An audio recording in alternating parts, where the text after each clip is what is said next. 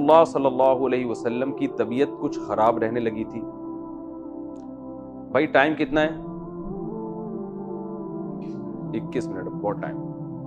نبی صلی اللہ علیہ وسلم کی طبیعت کچھ خراب رہنے لگی تھی. آپ صلی اللہ علیہ وسلم نے کچھ کام کیے ہوتے، آپ بھول جاتے کہ میں نے کیے ہیں. بعض کام نہیں کیے ہوتے، آپ سمجھتے کہ میں نے کیے ہیں. بعض دفعہ اپنی زوجہ کے ہاں جاتے، بھول جاتے کہ میں ان کے ہاں گیا ہوں. بعض دفعہ جس کے ہاں نہیں جاتے تو آپ کے ذہن میں یہ ہوتا میں ان کے ہاں گیا ہوں. تو اس قسم کی بھول چوک کے واقعات ہونے لگے. تو آپ صلی اللہ علیہ وسلم کو احساس ہوا کہ میری طبیعت ٹھیک نہیں ہے. تو آپ صلی اللہ امہات المومنین کو بھی احساس ہو گیا. تو نبی صلی اللہ علیہ وسلم نے امی عائشہ رضی اللہ تعالی عنہ سے ذکر کیا کہ میں نے اللہ سے دعا مانگی تھی کہ میری اس مرض کو اللہ تعالیٰ ٹھیک کر دے. تو یہ بالکل صحیح احادیث ہیں جو میں آپ کے سامنے بیان کر رہا ہوں. تو رسول اللہ صلی اللہ علیہ وسلم نے فرمایا امی عائشہ سے کہ میں رات کو جب لیٹا ہوں بستر پہ تو دو فرشتے انسانی شکل میں میرے قریب آ کے کھڑے ہو گئے، ایک میرے سرہانے پر اور ایک میرے پاؤں کی طرف، اور دونوں کھڑے ہو کر آپس میں بات کرنے لگے. ایک نے کہا، دوسرے فرشتے سے کہا کہ تمہیں معلوم ہے کہ محمد صلی اللہ علیہ وسلم کو کیا مرض ہے، ان کو کیا بیماری ہے؟ دوسرے نے کہا کہ ان پر جادو ہوا ہے. تو فرشتے نے پوچھا کس نے کیا جادو؟ انہوں نے بتایا کہ لبید ابن اسم ایک یہودی ہے، اس نے جادو کیا ہے. تو پھر ایک فرشتے نے، یہ کانورزیشن ہو رہی ہے آپس میں نا، جو انسانی شکل میں آئے تھے ان کی آپس میں بات چیت ہو رہی ہے. اس نے کہا کہ کہاں کیا ہے اور کیسے کیا ہے جادو؟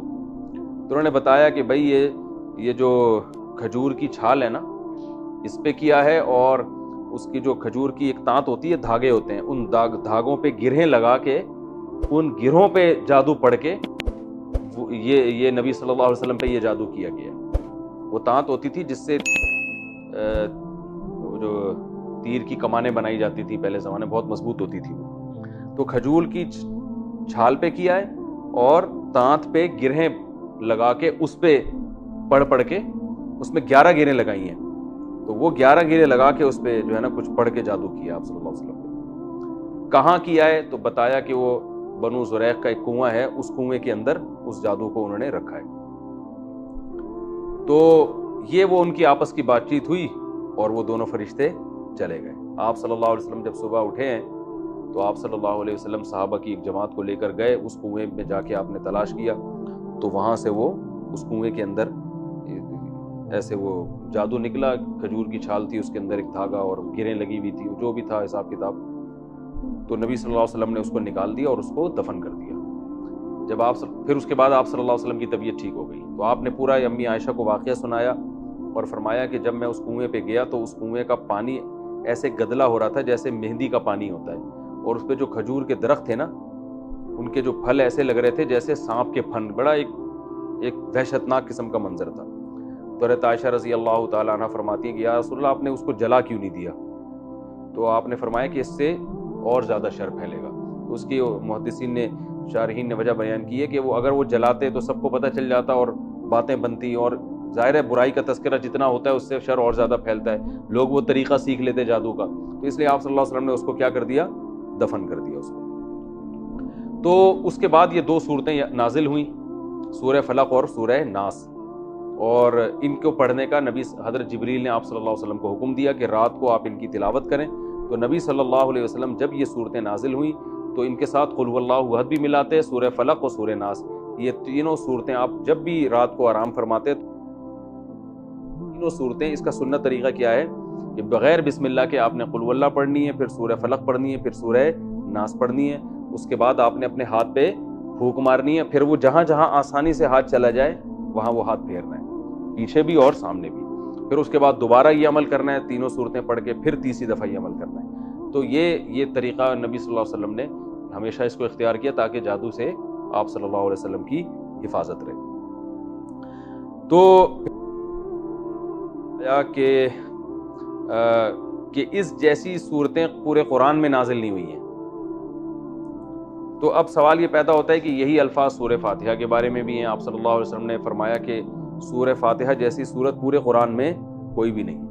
تو اس کی تشریح دوسری حدیث میں آتی ہے کہ آپ صلی اللہ علیہ وسلم نے فرمایا کہ بطور رقیہ کے، یعنی یہ جادو اور یہ جو ہے نا اس طرح کی چیزوں کے علاج کے لیے سورہ فلق اور سورہ ناس جیسی صورت پورے قرآن میں نہیں ہے. دوسری حدیث میں اس کی تشریح ہے. تو پتہ یہ چلا کہ سورہ فاتحہ جو سب سے افضل صورت ہے وہ اپنے مضامین کے لحاظ سے کہ اس میں توحید ہے, اللہ سے دعا مانگی گئی ہے, انعام یافتہ لوگوں کا راستہ مانگا گیا اور بار بار نمازیں پڑھی جاتی ہے.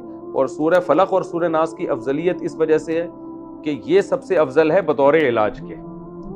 تو نظر ہے, جادو ہے, اس قسم کی, یا حاسدین کا حسد ہے, جیلیسی میں لوگ آپ کو نقصان پہنچاتے ہیں نا, تو اس قسم کے نقصانات سے بچنے کے لیے سب سے بہترین سورت جو نازل کی گئی ہے وہ کون سی ہے؟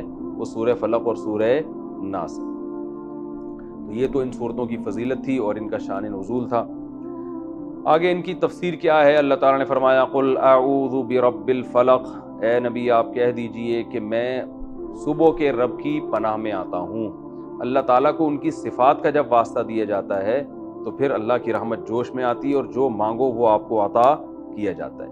یہ انسان کی فطرت ہے. آپ جب کسی سے قرضہ مانگنے کے لیے جاتے ہیں تو اس کی صفات کو ہائی لائٹ کرتے ہیں, یار آپ بڑے سیٹھ ہیں اور میں آپ کے پاس اس لیے آیا ہوں کہ آپ ایک تو مالدار ہیں, اللہ کا دیا آپ کے پاس بہت کچھ ہے, اور دوسری آپ کی طبیعت بھی ہمیں معلوم ہے کہ آپ جو ہے وہ کنجوس نہیں ہیں, آپ سخی ہیں. اس طرح کی جب صفات بیان کی جاتی ہیں انسان خوش ہوتا ہے, کہتا ہے چلو بھائی.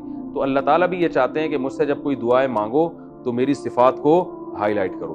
پھر جس طرح کی دعا منگوائی جاتی ہے نا, اللہ تعالیٰ وہی صفات کو اپنی ہائی لائٹ کرتے ہیں کہ میری یہ والی صفت کو ابھی سامنے رکھ کر دعا مانگو تو میں تمہاری دعا قبول کروں گا. تو اللہ تعالیٰ نے کیا کہا کہ پہلی بات تو میری ایک صفت ہے رب, رب کی صفت یوں نہیں کہا قل اعوذ باللہ. عام حالات میں ہمیں حکم دیا اعوذ باللہ من الشیطان الرجیم, میں اللہ کی پناہ میں آتا ہوں شیطان سے جو مردود ہے. یہاں کہا گیا برب الرب, رب کہتے ہیں پالنے والا. تو جو کہ بہت بڑی چیزوں سے پناہ مانگی جا رہی ہے نا, اور بہت زیادہ چیزوں سے, تو رب کہتے ہیں پالنے والا. جو پالنے والا ہوتا ہے نا, ایک ہوتا ہے پیدا کرنے والا اور ایک ہوتا ہے پالنے والا. پالنے والا کیا کرتا ہے کہ وہ آپ کے ہر چیز کا خیال کرتا ہے. دیکھیں آپ گھر میں کتا پالتے ہیں, بلی پالتے ہیں, تو پالنے کا مطلب یہ ہوتا ہے آپ ہر قسم کی کیئر کا انتظام آپ نے خود کرنا ہے. بلی بھی جو لوگ پالتے ہیں نا تو وقت پہ اس کو کھانا دینا, پھر سردی میں جو ہے نا گرم جگہ پہ رکھنا اور گرمیوں میں انتظام کرنا. ماں باپ اپنی اولاد کو پالتے ہیں تو ایک ایک چیز کا خیال کرتے ہیں نا, اسے بچاتے ہیں سردی سے بھی, گرمی سے بھی, بچوں کو روڈ پہ کھلا نہیں چھوڑتے ایکسیڈنٹ سے بچانے کے لیے. تو اللہ تعالیٰ نے کہا کہ میری جو صفت ہے نا پالنے والا, اس صفت کو ہائی لائٹ کرو تو مجھے میری رحمت کو جوش آئے گا. بھائی میں تو تمہیں پالنے والا ہوں, تو آگے جن چیزوں سے تم پناہ مانگ رہے ہو میں تمہیں ان سے پناہ میں رکھوں گا, کیونکہ میرا کام کیا ہے؟ تمہیں پالنا. یعنی پالنا کہتے ہیں تدریجاً کسی چیز کو ترقی دینا. جیسے آپ بکری پالتے ہیں نا, اتنا سا بچہ لایا کھلا کھلا کے ایسے کر دیا, اس کو کہتے ہیں پالنا. یعنی تدریجاً آہستہ آہستہ کسی چیز کو تنزل سے ترقی کی طرف لے کر آنا, اس میں بڑی کیئر کرنی پڑتی ہے. تو اس لیے اللہ نے یہاں اپنی صفت رب کو ہائی لائٹ کیا. آگے اللہ نے فرمایا قل اعوذ برب الفلق, صبح کے رب کی پناہ مانگتا ہوں. اور صبح بھی بالکل صبح. تو وجہ کیا ہے کہ اللہ نے یہ بتایا کہ رات کی تاریکی جو ہے نا وہ انسان کے لیے نقصان دہ چیز ہے. دنیا میں جتنے جرائم رات کے اندھیرے میں ہوتے ہیں, رات کو آپ کہیں باہر سو, ڈر ہوتا ہے کوئی جانور نہ کاٹ لے آپ کو, اور رات کو گھروں میں حادثے ہوتے ہیں, آگ لگنے کا خطرہ ہوتا ہے. حدیث میں آتا ہے رات کو چراغ گل کر کے سو, بعض دفعہ چوہا کیا کرتا ہے وہ گرا دیتا ہے اور وہ آگ لگ جاتی ہے. تو حوادث کا خطرہ رات میں دن سے, ایکسیڈنٹ رات میں زیادہ ہوتے ہیں, صحیح طرح روشنی میں نظر نہیں آتا. اسی طرح جنات اور یہ جو بلائیں ہیں یہ رات میں زیادہ ہوتی ہیں, چوریاں ڈکیتیاں رات میں زیادہ ہوتی ہیں. روشنی بھرپور نہ ہونے کی وجہ سے رات میں جو شر کا عنصر ہے وہ دن سے زیادہ ہے. اور کچھ بھی نہ ہونا رات میں, رات بذات خود ایک ڈراؤنی چیز ہے. اگر یہ تو آج کل لائٹنگ ہے نا, اندھیرا پورے ہوتے نہیں ہیں, ورنہ گھپ اندھیرا اچھوں کو ڈرا دیتا ہے. گھپ اندھیرا ہونا اور آپ بیٹھے ہوئے ہوں. دیکھیں دن میں آپ قبرستان جاؤ, لوگ جاتے ہیں, یہی اندھیرے میں کبھی قبرستان جا کے دکھائیں.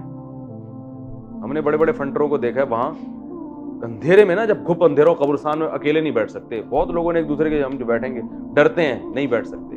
تو رات بذات خود ایک ڈراؤنی چیز ہے. تو اللہ فرماتے ہیں کہ پوری دنیا پہ میں رات مسلط کرتا ہوں اور اپنی قدرت سے پھر اس رات کو ختم کر دیتا ہوں. تو جو رب اتنے بڑے شر اور اتنے پھیلے ہوئے شر سے لوگوں کو بچا کے صبح کی روشنی میں لا سکتا ہے تو وہ باقی شروں سے تمہیں کیوں نہیں بچا سکتا؟ یہ قرآن کی بلاغت ہے. تو اللہ نے کہا قل، اے نبی آپ ان سے کہہ دیجئے اعوذ، اے اللہ میں پناہ مانگتا ہوں، پناہ میں آتا ہوں، برب الفلق، اس رب کی پناہ میں جو صبح کا خالق ہے، صبح کو پیدا کرنے والا، جو کیسے گھپ اندھیروں میں ایک دم صبح کی کرنیں پھوڑ دیتا ہے، کیسی صبح کی روشنیاں اجالش، کتنا اچھا لگتا ہے. آج کل تو لوگ صبح پڑے ہوئے سو رہے ہوتے ہیں، لیکن حقیقت میں ہے کہ آپ گاؤں دیہاتوں میں جا کے وقت گزاریں، رات کا اندھیرا جب ختم ہوتا ہے نا، صبح کی کرنیں پھوٹتی ہیں، بڑا خوبصورت منظر ہوتا ہے، سارے چرند پرند نکلتے ہیں، انسان بھی نکلتے ہیں، وحشت ختم ہو جاتی ہے. تو اس رب کی پناہ مانگی گئی ہے، کس چیز سے؟ من شر ما خلق، ہر اس چیز کے شر سے جس کو اللہ نے پیدا کیا. تو آگے اس سورہ فلق میں 3 چیزوں سے پناہ مانگی جا رہی ہے، اور سورہ ناس میں ایک چیز سے پناہ مانگی جا رہی ہے. تو بطور توحید کے پہلے اللہ نے ایک عمومی کہ تفصیل تو بعد میں، اس کو کہتے ہیں تخصیص بعد تعمیم. یہ گاڑے الفاظ ہیں، میں زیادہ نہ پڑھیں آپ، پھر وہ لوگ بھاگ جاتے ہیں کہ یار یہ پتہ نہیں کیا گاڑا پکڑنا شروع کر دیا صاحب نے. تو من شر ما خلق، شروع میں تو عمومی پناہ مانگی گئی ہے، ہر وہ چیز جو اللہ نے پیدا کی ہے، ساری کائنات میں کوئی بھی نقصان پہنچانے والی چیز ہے نا، تو جنرلی سب سے پہلے اللہ سے کہا گیا ہے کہ اللہ ان تمام ہر چیز کے شر سے مجھے کیا کرنا ہے، تو نے اپنی پناہ میں رکھ، مجھے اپنی حفاظت میں لے کے ہر وہ چیز جو تو نے پیدا کی اور اس میں شر کا عنصر ہے، اس سے مجھے کیا کر لے، بچا لے. پھر آگے کچھ چیزیں ایسی ہیں جن میں شر زیادہ ہے اور ان کا شر عام طور پہ نظر نہیں آتا. دیکھو شیر ایک ایسی چیز ہے جس کا شر نظر آ جائے گا، اس میں پہلے سے لوگ احتیاط کرتے ہیں، اس میں پناہ مانگنے کی ضرورت نہیں ہے. جنگل میں جب آپ جاؤ گے نا تو پہلے سے شیر کا ہے. میں تنزانیہ کے جنگلات میں گیا، وہاں شیر بہت ہیں، تو پہلے ہی سے ایسی گاڑی لی گئی، ٹھیک ہے نا، جس میں پنچر ہونے کا امکان نہ ہو. پتہ چلا وہاں پنچر ہو گئی، ہوا ڈال رہے ہیں اور شیر آپ کی ہوا وہاں سے نکال رہا ہے. ٹائر میں جتنی دیر میں ہوا ڈلے گی اتنی دیر میں آپ کی اپنی ہوا نکل. وہ واقعی وہاں شیر دائیں بائیں گھوم رہے تھے، ہم نے خود دیکھا، گاڑی میں بیٹھے ہوئے شیر گھوم رہے ہیں.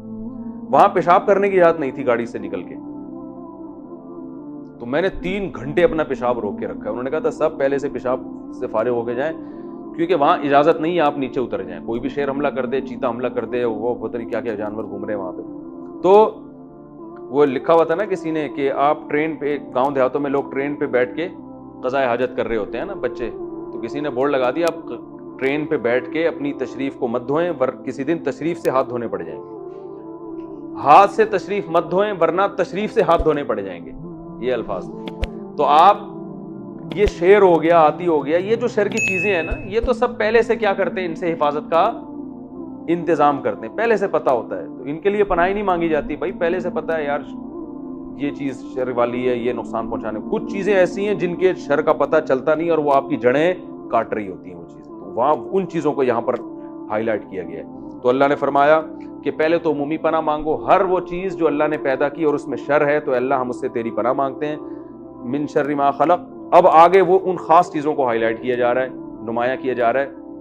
وَمِن شَرِّ غَاسِقٍ إِذَا وَقَبَ، پہلا رات کی تاریکی کے شر سے جب وہ پھیل جائے، کیونکہ زیادہ تر جرائم رات میں ہوتے ہیں. جادو ٹونے والے بھی رات کو زیادہ یہ کام کر رہے ہوتے ہیں، ٹھیک ہے نا، کیونکہ چھپ کے ہوتے ہیں نا سارے کام. یعنی رات کی تاریکی میں دنیاوی لحاظ سے بھی شر ہے اور اخروی لحاظ سے بھی.